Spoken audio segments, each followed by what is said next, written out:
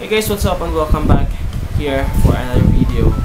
So meron lang po tayong mga questions na sasagutin doon related doon sa mga videos natin, sa mga past video natin na ina-upload sa aking YouTube channel. So meron po mga question doon na hindi ko siya nasasagot gawa ng busy po ako, marami akong ginagawa minsan din na ako makagawa ng videos. Yun nga, hindi ko nare-replyan yung iba na mga nagko-comment doon. So, ito guys ay related doon sa product na Maxman. Okay, so for today's video guys, 3 questions lang yung sasagutin natin para at least kahit paano maintindihan nila at para may idea kayo about doon sa Maxman. Okay, so first questions guys na tinatanong dito ay pwede po ba hatiin lang yung isang capsule? Yes po, based on my experience, ito opinion ko lang naman to, no? Depende po doon sa ibang mga nagtitake. Yung isang capsule nun, kinakat ko siya into siguro mga 6 pieces. Yung isang capsule nun, di ba malaki yun?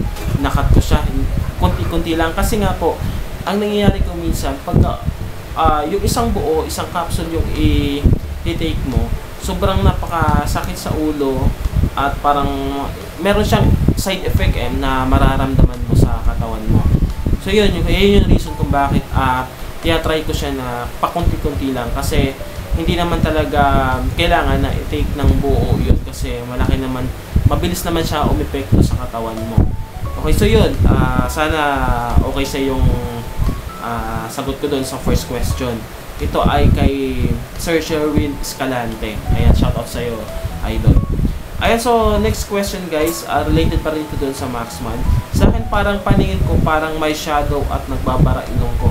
Yun nga rin yung napansin ko last time na pagka nag-take ka ng isang buo, parang pakiramdam mo parang sumisikip yung dibdib mo, parang nahihirapan ka huminga, tapos nagkakaroon ka ng rashes na namumula-mula yung yung katawan mo. Tsaka pansin mo talaga yung ganong side effects pagka isang buo yung tinake mo na capsule. Kasi ang pagkakaintindi ko, pagkakaalam ko, yung isang capsule niyan ay meron siyang mas mataas yung milligram niya ang pagkakaalam ko. Kaya siguro mas maganda kung i-take mo siya na konti-konti lang kasi nandun naman yung effects niya talaga. Okay, so yun, isa yun sa mga side effects nga, yung parang parang nagbi-blur yung paningin mo, tapos parang pakiramdam mo, parang hinahapo ka, hinihingal ka. Yun, isa yun sa mga side effects. Kaya po, doon sa mga sa mga oldest na nagtitake nito, mas maganda po na before mag-take ng products nito or ng gamot na ito ay magpa-consult muna sa mga doctors ninyo para sure at sigurado tayo na okay gamitin yung products. Okay, so yun po yung sagot ko doon kay Sir James Sagon. Ayan, so shoutout sa idol. So next po ay yung Idol Effective Maxman. Sabi niya, yes, effective po siya. Kahit po konti lang yung take ko noon last time. Sa mga past ko na experience about dun sa products na yun. Kahit konti lang talaga yung hati, talagang before mag 10 minutes, ramdam mo na mayroong difference talaga at nakikita mo na yung effectivity niya. So yun yung mga napansin ko doon, opinion ko lang naman yun. Pero depende pa rin po doon sa mga nagtitake. Kasi kahit pa sabihin mo na 1 capsule yung i-take mo, kung hindi naman hiyang sa yung produkto, hindi mo makikita yung effectiveness ng products. Okay, so yun, sana nasagot ko yung kay Sir Carlos Gino Balwarte. Ayan, so yun. So yun lang guys, no, for today's video. Sana nakatulong yun sa inyo. Ipa-flash ko na lang dito yung kanilang mga questions. Ayan, so kung meron kayong mga questions, gawa natin ng video.